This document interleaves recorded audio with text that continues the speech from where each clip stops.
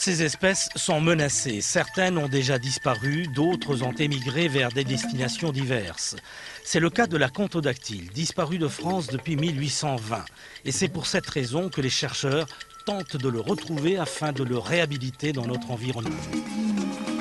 Elle doit être encore dans son trou. C'est vrai que le sol est encore bien humide, quoi. La Contodactyle, dont le nom vient du latin, qui veut dire doigt épineux, a été découvert il y a près de 200 ans.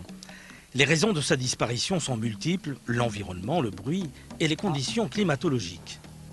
Le premier site, on a la première zone, là, en fait.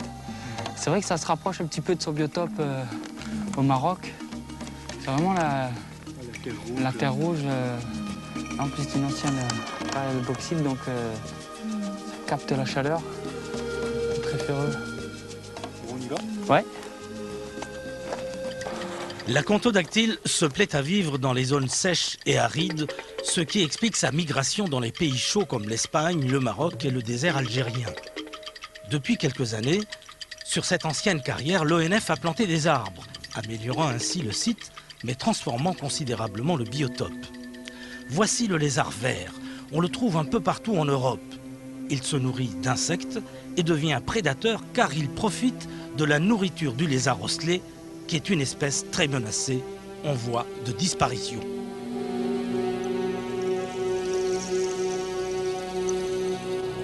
Un lézard osselet de toute beauté. C'est un mâle. Il est magnifique. On voit bien que c'est un mâle à sa tête bien massive. Le lézard osselet est une espèce très peu répandue. Il peut atteindre jusqu'à 80 cm de long. Il est considéré comme étant le plus gros lézard d'Europe. On le reconnaît facilement à ses écailles et à ses longs doigts crochus. Il se nourrit d'oisillons, de souriceaux, de petits lézards. Pour lui, toutes sortes d'insectes et de criquets sont bons. Il ne dédaigne pas les baies sucrées comme les mûres. C'est une des raisons pour laquelle il est traqué par les agriculteurs. Mais le constat est évident. Ce petit monde fragile est menacé par les hommes, par les chats, les rats, les oiseaux et les serpents qui en sont les principaux prédateurs. Plus ensoleillé qu'ici.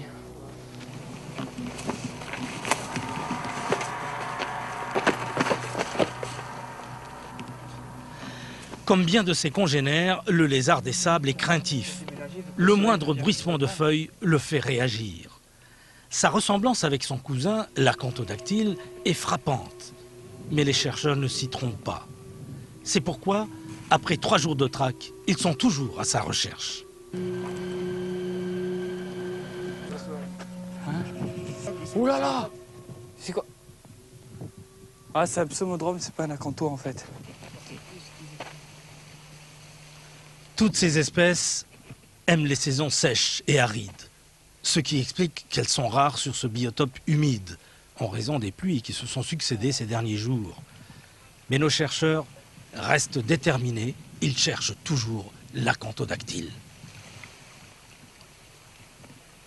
Du point de vue scientifique, il nous faut absolument ramener une preuve, donc une photo, un petit plan de tournage, ou mieux encore un spécimen vivant, évidemment qu'on relâchera. Hein. Et donc on est là sur le site et tant qu'on ne l'a pas trouvé, on ne peut pas annoncer la nouvelle, ça c'est certain. Là on a prévu de passer de vivre sur le terrain pendant 3 jours. Et donc on va faire de l'observation 24 heures presque sur 24, même si la nuit en fait il ne se déplace pas. Donc on va méthodiquement quadriller tout le terrain et répertorier les sites les plus favorables. Au bout de 5 jours de traque, sans se décourager pour autant, les chercheurs se rendent à l'évidence. La Contodactyle ne se trouve plus à Montpellier. Il faut donc poursuivre les recherches un peu plus loin, sur un autre biotope. Et nous voici en Espagne, plus précisément à Saragosse. La Contodactyle est là, et bien là, le voici.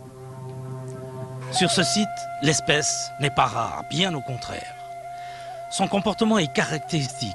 Il jette sa queue de gauche à droite, tout en balançant ses pattes avant, un peu comme s'il était gêné par le sable chaud. La Contodactyle mesure entre 15 et 20 cm. Sa queue est rouge à l'état juvénile et possède plusieurs lignes blanches longitudinales sur le corps et des petites ocelles blanches sur les pattes.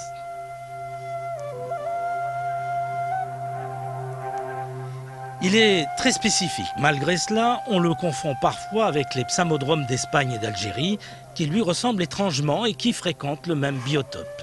Mais ces derniers sont toujours présents dans les zones désertiques françaises.